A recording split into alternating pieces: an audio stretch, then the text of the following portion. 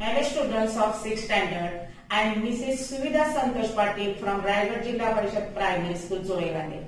And I will be teaching you mathematics. So without wasting any time, we will start with our first chapter, Basic Concept in Geometry.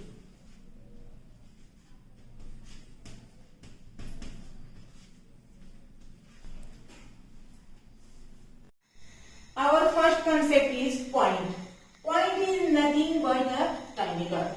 See here, I will draw a point. Point A, point B, point C, etc. दीपावलीमध्ये तुम्ही अशा प्रकारचे बघा ठिपक्यांचे कागद वापरता की नाही आणि त्याच्यावर तुम्ही ते ठिपके जोडून रांगोळी तयार करत असता. बघा अशा प्रकारचे करता की नाही तुम्ही रांगोळ्या.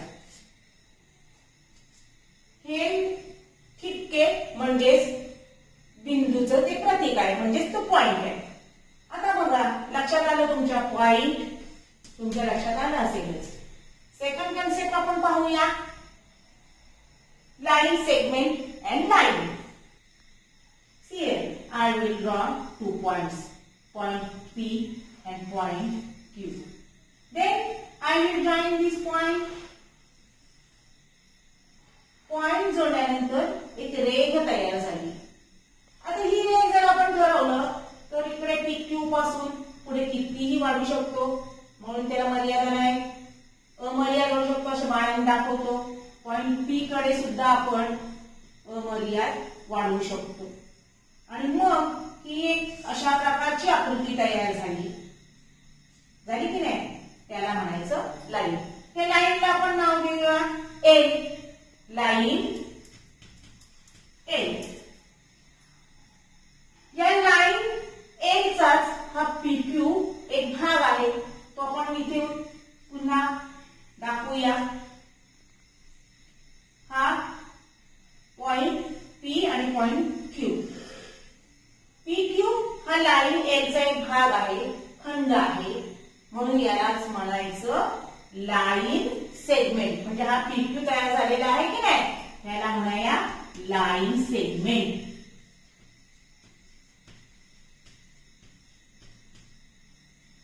अशा प्रकारचे लाईन सेगमेंट या रेषेवरती आपण कितीही काढू शकतो. हा पॉइंट इथे दिला, हा पॉइंट दिला, याला आपण नाव दिलं ए, याला दिलं आपण बी.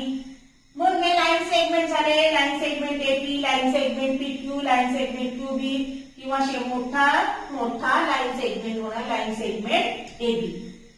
लाईन सेगमेंट हा पॉइंट 2 पॉइंटनी असं दर्शवला जातो आणि लाईन बाणाने दर्शवली जाते. लाईन ही अशा प्रकारे बाणाने दोन्हीकडे बाण असतात. दोन्हीकडे मर्यादा नसते म्हणून दोन्हीकडे अमर्याद वाढते म्हणून बाणाने दाखवते म्हणून ही झाली लाईन. आणि लाईन सेगमेंट काय असतं याला एंड पॉइंट असतात. हे एंड पॉइंट त्याला मर्यादा असते म्हणून हा झाला लाईन सेगमेंट. लक्षात घ्या लाईन सेगमेंटला मर्यादा असते आणि लाईनला मर्यादा नसते. Third concept is ray. Look at this picture. This is sun and it is torch. Sun पासून म्हणजे सूर्यापासून प्रकाश किरण आपल्याला पुढे पुढे गेलेली दिसतात. त्याचप्रमाणे या टॉर्च पासून निघालेली प्रकाश किरण पुढे पुढे जात असतात. किरण हा एक रेषेचाच भाग आहे. बघा मी इथे पॉइंट काढला आणि त्याला आपण नाव देऊया P. Point P. इथून आपण सुरुवात केली, आरंभ केलाय आणि पुढे इकडे आपण एक नाव देऊया बिंदू किंवा पॉइंट Q. आणि या पॉइंट Q च्या दिशेने हा किरण जो आहे तो पुढे अमर्याद वाढत जातो. तो पुढे कितीही वाढत जाऊ शकतो.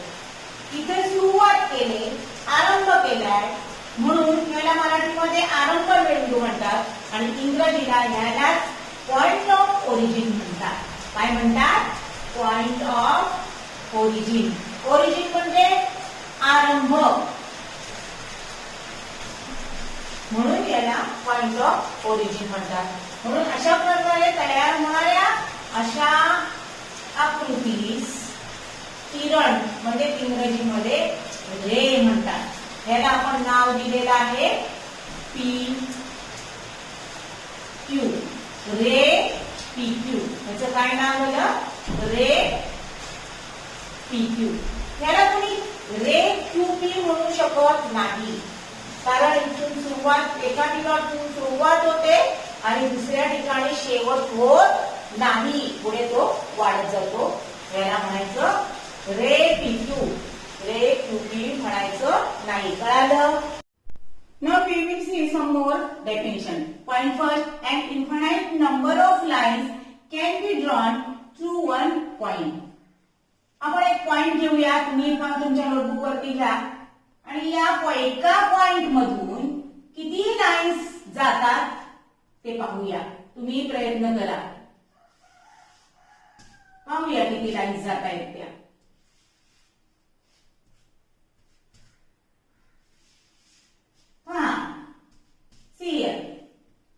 याला नाव देऊया पी.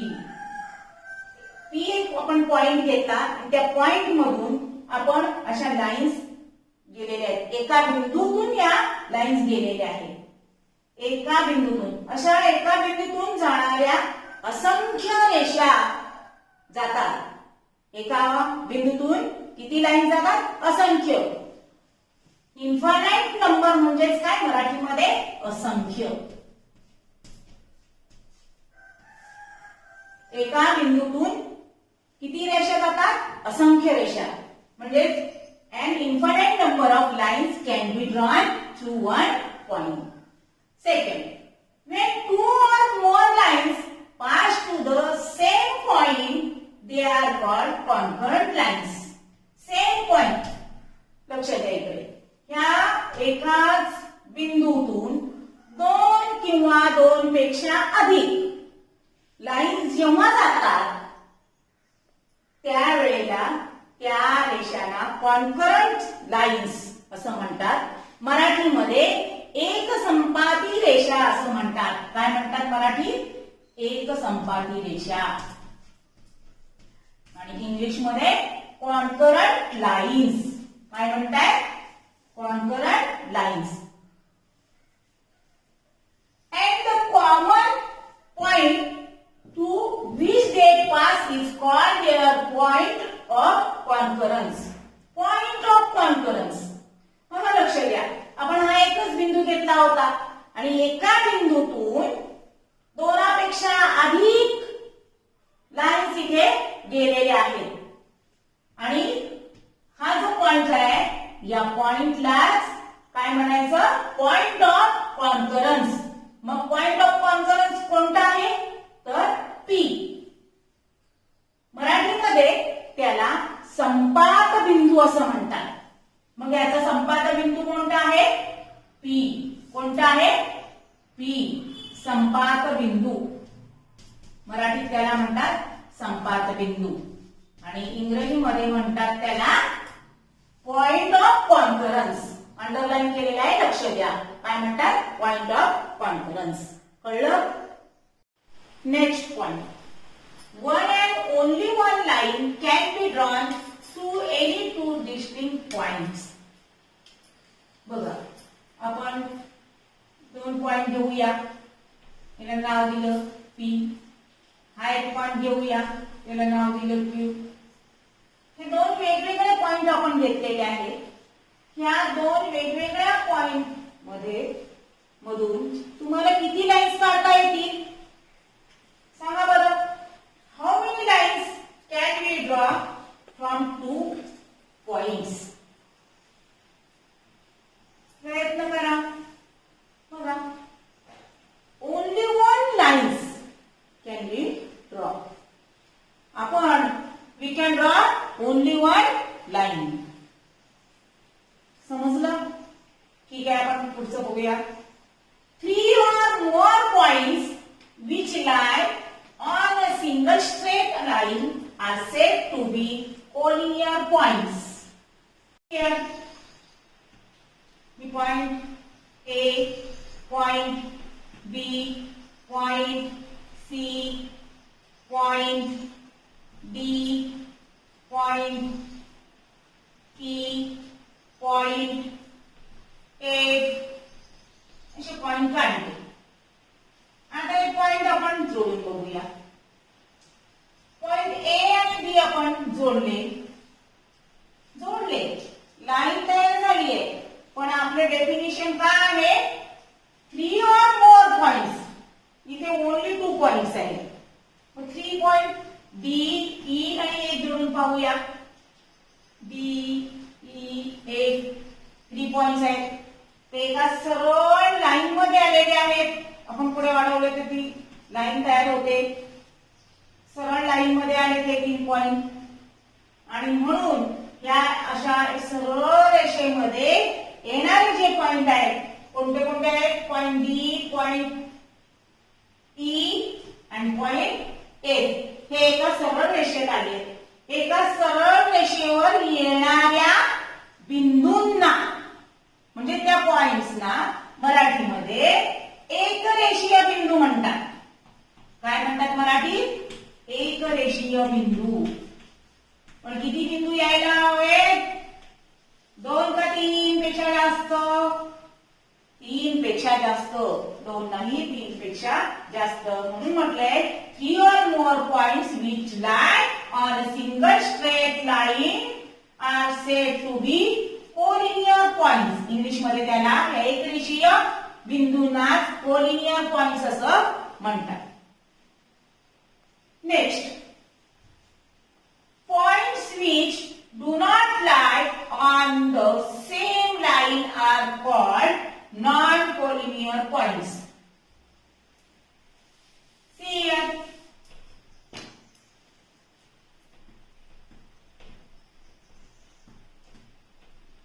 हे पॉइंट कसे काढले? वेगवेगळे.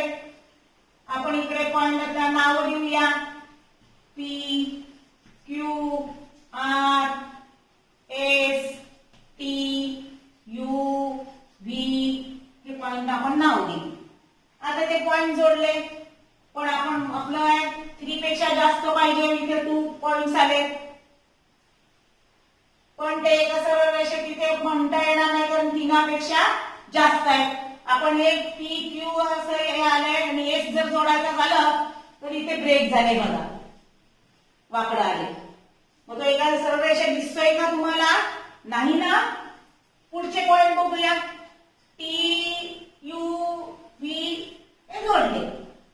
पण पी पॉइंट, पॉइंट क्यू आणि पॉइंट एस हे एका सरळ रेषेमध्ये नाहीये. म्हणून हे जे बिंदू एका सरळ रेषेत नाहीत अशा बिंदूंना मराठीमध्ये नैकरेषीय बिंदू म्हणतात आणि इंग्रजीमध्ये त्यांना म्हणतात नॉन कोलिनियर पॉइंट्स. काय म्हणतात? Non collinear points. यातले नॉन कोलिनियर पॉइंट्स कोणते होतील? तर पॉइंट पी, क्यू, एस हे नॉन कोलिनियर पॉइंट्स आहेत. आणि एकरेषीय म्हणजेच कोलिनियर पॉइंट्स विचारलं तुम्हाला तर कोणते सांगता येतील? पॉइंट टी, यू, व्ही हे पॉइंट जे आहेत हे एकरेषीय पॉइंट आहेत. त्यालाच इंग्लिश मध्ये कोलिनियर पॉइंट्स म्हणतात. आणि पॉइंट पी, क्यू, एस एका सरळ रेषेत नाहीयेत. इथे ब्रेक झालेला आहे, वाकडा आहे, नैक, म्हणून याला मराठीमध्ये नैकरेषीय बिंदू असे म्हणतात. कळालं? Do you understand? Next point, plane. मराठीमध्ये त्याला प्रतल म्हणतात. Look at the picture. This is table and this is cylinder. या टेबलचं जर निरीक्षण केलं तर हा जो तुम्हाला भाग दिसतोय तो तुम्हाला सपाट दिसतोय, फ्लॅट सरफेस. मग याला म्हणायचं प्रतल. एक प्रतलाचं एक उदाहरण आहे. सिलेंडर प्रतल तो सपाट आहे का? नाही. हा माझ्याकडे ग्लास आहे, तो ग्लास बघा तोही गोलाकार आहे, सपाट नाही. म्हणून याला काय आपल्याला प्लेन म्हणता येणार नाही. ही नोटबुक आहे, ही ड्रॉइंग नोटबुक, ती सपाट दिसते, ह्याला मला प्लेन म्हणता येईल किंवा तुम्ही प्लेन म्हणू शकता. ग्रीन बोर्ड आहे, तो ग्रीन बोर्ड जो आहे तोही तुमचं प्लेन होईल. म्हणून in mathematics a flat surface is called plane. आले लक्षात? प्लेन म्हणजे प्रतल कशाला म्हणायचं? तर सपाट पृष्ठभागाला मराठीमध्ये प्रतल म्हणतात, इंग्लिशमध्ये प्लेन म्हणतात. Do you understand? Next definition, parallel lines. In Marathi समांतर रेषा. अँड इंटरसेक्टिंग लाईन्स, छेदणाऱ्या रेषा. इंटरसेक्टिंग मीन्स छेदणाऱ्या. डेफिनेशन बघा. Lines which lie in same plane but do not intersect are said to be parallel to each other. एकच plain म्हणजे प्रतल, एकाच प्रतलातून जाणाऱ्या परंतु एकमेकींना न छेदणाऱ्या रेषांना समांतर रेषा असं म्हणतात. उदाहरण घेतलं, आपण एक रस्ता आहे, या रस्त्यातून तुम्ही जाताय, इकडे आणखी तुमचा मित्र जातोय, पुढे चालत चाललाय, तो सरळ जाणार. या पॅरलल लाईनचं एक महत्वाचं म्हणजे विशेष वैशिष्ट्य की त्यामधलं अंतर सेम असतं. इथे जर 3 मीटर असेल तर इथेही 3 मीटरच तुम्हाला भेटणार. आणि ही लाईन बघा, ही लाईन मी अशी काढली आहे, याला लाईन एल नाव देऊया. ही एक लाईन काढली, हिला लाईन एम नाव द्या. आता ही लाईन एल आणि लाईन एम, ही लाईन एम, ही लाईन पुढे इंटरसेक्ट होणार आहे बघा. म्हणून या लाईन एल आणि लाईन एम या ज्या आहेत या इंटरसेक्टिंग लाईन, इथे आज इथे जे छेदलंय त्याला आपण पॉइंट एम नाव देऊया. हे म्हणून अशा प्रकारच्या लाईनला इंटरसेक्टिंग किंवा नॉन पॅरलल लाईन सुद्धा म्हणतात. छेदणाऱ्या म्हणजे नॉन पॅरलल लाईन किंवा इंटरसेक्टिंग लाईन सुद्धा म्हणतात. कळालं? हा जो पॉइंट आहे याला म्हणायचं पॉइंट ऑफ इंटरसेक्शन. काय म्हणायचं? Point of intersection.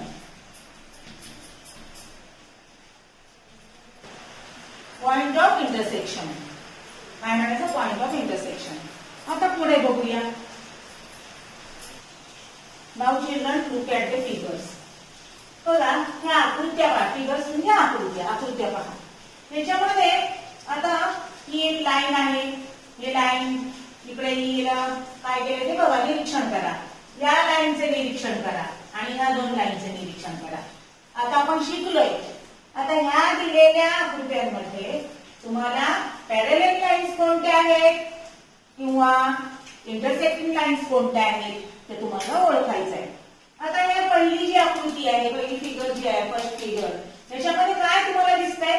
तर ही जी लाईन आहे, ही लाईन इथे छेदते, म्हणून या अशा लाईनना इंटरसेक्टिंग लाईन्स म्हणायचे. हा झाला पॉइंट ऑफ इंटरसेक्शन. पुढची जर फिगर पाहिली तर पुढे ते सरळ जाणार आहेत आणि दोघांमध्ये अंतर जर पाहिलं तर तुम्हाला समान दिसते, म्हणून अशा प्रकारच्या रेषांना समांतर रेषा किंवा पॅरलल लाईन्स म्हणतात. पुढचं बघा, ही लाईन इकडे गेली, ही लाईन पुढे गेली मिळू शकते, पण सध्या तिला नॉन पॅरलल लाईन्स असं म्हणायचं. तुम्ही त्या भविष्यात मिळणार आहेत म्हणून फ्युचर इंटरसेक्टिंग लाईन्स सुद्धा आपण म्हणू शकतो.